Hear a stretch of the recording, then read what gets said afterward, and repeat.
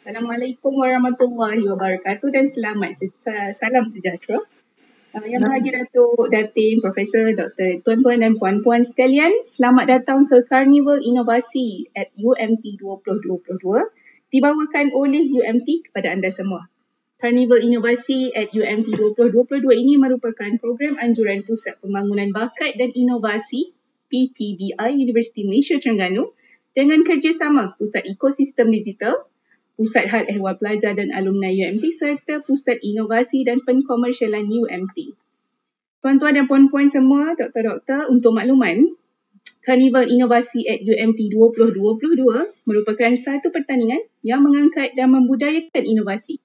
Sama ada dalam pengurusan, pengajaran dan pembelajaran, penyelidikan dan inovasi dalam kalangan ahli akademik, pengurusan dan profesional serta pelajar. Platform ini juga satu medan meraikan semua sumbangan dalam meningkatkan lagi kecekapan dan penyampaian dalam perkhidmatan dan produktiviti kerja. Saya Nur Aminah, moderator sesi ini, memohon maaf terlebih dahulu atas kelewatan kita memulakan sesi pada petang ini. Dan saya juga ingin mengucapkan terima kasih kepada semua penonton dan peserta yang menyertai pertandingan Amalan Inovasi Pengajaran dan Pembelajaran ataupun nama ringkasnya AIPP pada kali ini. Baiklah, sebelum program ini dimulakan, izinkan saya memperkenalkan barisan juri untuk sesi ini. Yang pertama, Dr. Asanah binti Radi daripada Universiti Malaysia Kelantan. Mungkin Doktor boleh raise your hand. Yang kedua, Technologist Dr. Azila binti Adnan daripada Universiti Malaysia Terengganu. I believe you can see her on the screen. Dan yang ketiga, Dr. Lim Bee Ying daripada Universiti Malaysia Perlis. Yes, thank you Dr. Lim. Dan seterusnya, saya ingin memaklumkan beberapa perkara untuk perhatian dan tindakan semua. Pertama, dimohon kepada semua untuk mute ataupun mode senyap ketika sesi pembentangan dan penjurian. Saya percaya semua orang nampak button mute dekat skrin masing-masing. Kedua, para hadirin digalakkan menekan ikon video mode on bagi tujuan paparan video diri dalam program ini dengan berpakaian yang bersesuaian. Yang ketiga, hadirin boleh keluar dan masuk ke bilik-bilik pembentangan yang lain dengan menekan pautan bilik yang diberikan. Sekiranya perlu bantuan, boleh tulis dekat ruangan chat. Keempat dan yang terakhir, pautan borang kehadiran dan borang maklum balas program akan diberikan selepas sejam program ini berlangsung. Hadirin sekalian, di sini saya ingin maklumkan juga arahan kepada para peserta. Pertama, setiap peserta dikehendaki bersedia apabila giliran dipanggil dengan bahan pembentangan masing-masing. Kedua, setiap peserta diberikan masa 10 minit. 10 minit sesi pembentangan, 5 minit sesi soal jawab. Ketiga, loceng pertama akan dibunyikan pada minit ke-8. Pembentang dimohon untuk membuat rumusan dan loceng kedua dibunyikan pada minit ke-10 menandakan masa pembentangan telah tamat. Dan yang terakhir, moderator saya akan memaklumkan kepada para peserta sesi soal jawab bersama panel juri. Ahli kumpulan dibenarkan untuk membantu peserta untuk menjawab soalan-soalan yang dikemukakan oleh para juri. Without further ado, para penonton semua, saya dengan sukacitanya menjemput pembentang kumpulan yang pertama. Kumpulan pertama dengan diketuai oleh Encik Muhammad Hafsan bin Hussein dari Mahat At-Tarbiyah Al-Islamiyah ataupun MATRI untuk membentangkan tajuk inovasi modul mekatronik Zero to Hero, Cikgu Hafsan. Cikgu Hafsan ada di atas talian? Ya, ada. Alhamdulillah. Okey, Cikgu, dipersilakan. The stage is yours. Okey, baik. Terima kasih diucapkan kepada Encik Moderator. Okay, Assalamualaikum warahmatullahi wabarakatuh dan salam sejahtera. Saya Cikgu Muhammad Hafsan bin Hussein daripada Mahat Tarbiyah Islamiyah Matri Berseri Perlis. Saya mengajar subjek reka bentuk teknologi dan matematik bagi menengah rendah. Saya telah mengajar selama 22 tahun. Okey, sejak tahun 2017 lagi, subjek RBT ni mula diperkenalkan di peringkat sekolah menengah menggantikan subjek kemaran hidup sepadu. Terdapat pelbagai cabaran, rintangan, halangan yang dihadapi sama ada di peringkat sekolah, guru-guru dan para pelajar. Sehingga hari ini apa yang saya lihat isu yang paling besar adalah pelajar tidak meminati subjek reka bentuk teknologi. Ini adalah kerana pelajar tidak dapat menguasai tajuk-tajuk yang tajuk-tajuk besar di bawah subjek RBT ini. Contohnya, pelajar tidak memahami asas-asas ilmu mekatronik dan elemen-elemen yang ada di bawah tajuk mekatronik ini. Di mana pelajar merasakan tajuk ini agak susah untuk difahami secara konsep, lebih-lebih lagi mereka nak faham secara praktikal. Majoriti pelajar saya hanya berada pada paras sederhana dan rendah. Keadaan ini tentunya akan menjadi lebih sukar kepada pelajar saya untuk menguasai ilmu mekatronik ini. Okey, selama beberapa tahun kebelakangan ini, saya cuba mencari satu kaedah bagaimana pelajar saya dapat memahami dan menguasai tajuk mekatronik ini dengan lebih baik serta mampu mencipta pelbagai teknologi yang berteknologi secara kreatif dan inovatif. Okay, di sini saya perkenalkan satu modul inovasi PDP yang telah saya inovasikan sendiri yang diberi nama Inovasi Mekatronik Zero to Hero Cikgu Hafsan. Modul ini saya telah bangunkan sejak tahun 2019 lagi, di mana dalam tempoh tersebut saya telah membuat kajian dan uji secara trial and error terhadap tahap keberkesanan, kemampuan, kefahaman dan penguasaan ilmu mekatronik kepada pelajar-pelajar saya. Okay, Alhamdulillah sehingga hari ini model ini telah saya uji sepenuhnya, di mana pelajar saya telah terbukti hasilnya pelajar saya mampu membangunkan produk-produk yang berteknologi dalam waktu yang sangat singkat. Okey, antara objektif modul mekatronik Zero to Hero Cikgu Hafsan ini adalah yang pertama adalah di mana pelajar saya mampu memahami elemen-elemen mekatronik seperti elemen elektrik, elektronik, kawalan pengaturcaraan dan elemen mekanikal secara konsep dan cara praktikal. Objektif yang kedua adalah di mana pelajar saya mampu membangunkan model litar secara simulasi dan model prototipe yang berfungsi secara sempurna. Di mana objektif yang ketiga pula, pelajar saya mampu memahami dan menguasai bahasa pengaturcaraan dan memberi arahan kepada papan microcontroller untuk membangunkan sesuatu projek yang berteknologi. Dan di akhir sekali, objektif yang keempat, pelajar saya mampu secara kreatif dan inovatif menghasilkan sesuatu produk yang berteknologi sehingga mampu melibatkan diri dalam pertandingan-pertandingan yang dianjurkan oleh semua pihak.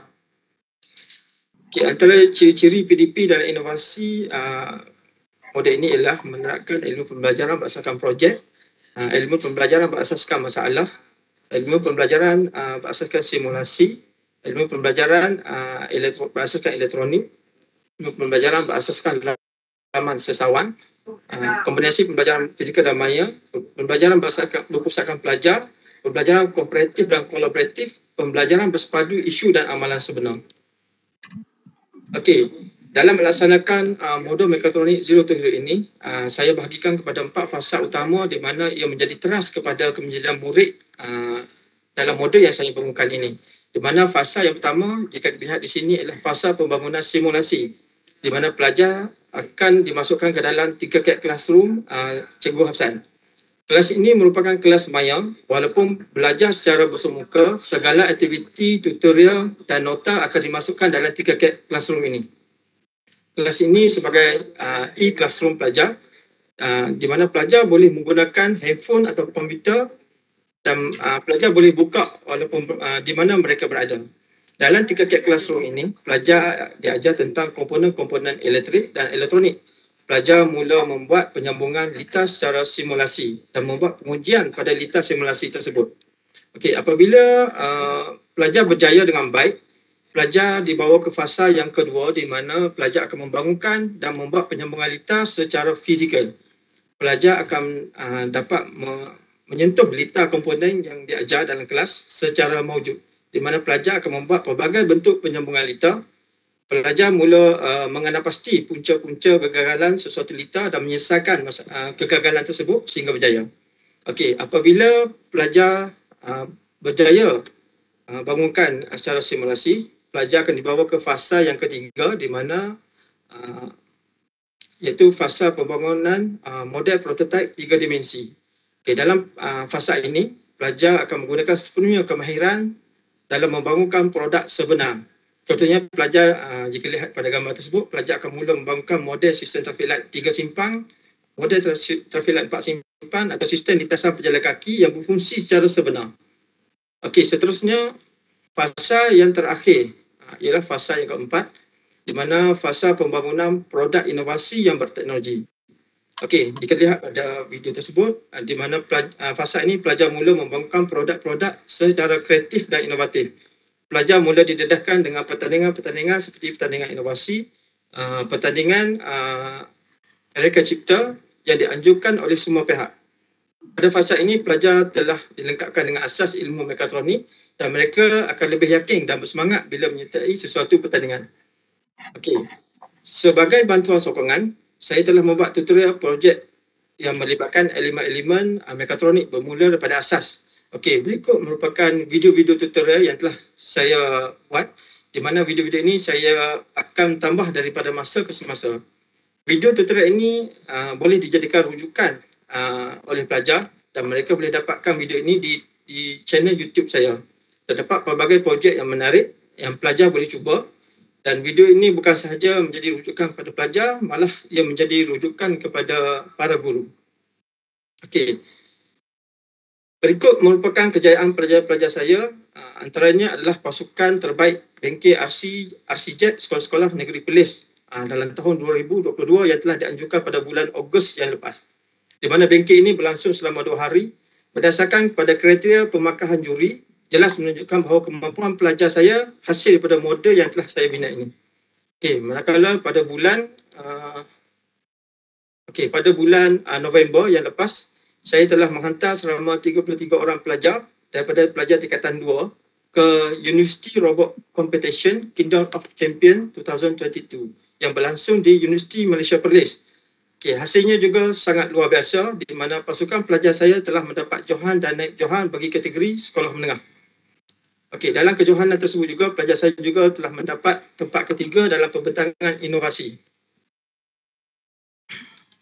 Okey, dalam pertandingan inovasi Institut Pendidikan Negeri Perlis, pelajar saya telah membangunkan satu model yang diberi nama Model Kanga Kota Metropolitan 2030, di mana model ini telah dibangun sendiri oleh pelajar-pelajar saya dan mereka menggabungkan elemen-elemen mekatronik dalam projek mereka. Namun untuk projek ini, pertandingan ini, mereka tiada rezeki untuk berjaya. Okey. Selain itu juga pelajar saya juga aktif dalam pameran-pameran inovasi sama ada di peringkat sekolah ataupun peringkat jabatan pelajaran.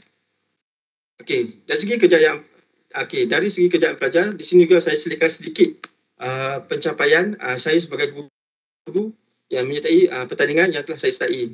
Okay, alhamdulillah saya telah mendapat Tokoh Guru Cemerlang 2022 peringkat Negeri Perlis, mendapat gelaran YouTuber Pendidikan oleh pihak Akademi YouTuber Guru Malaysia.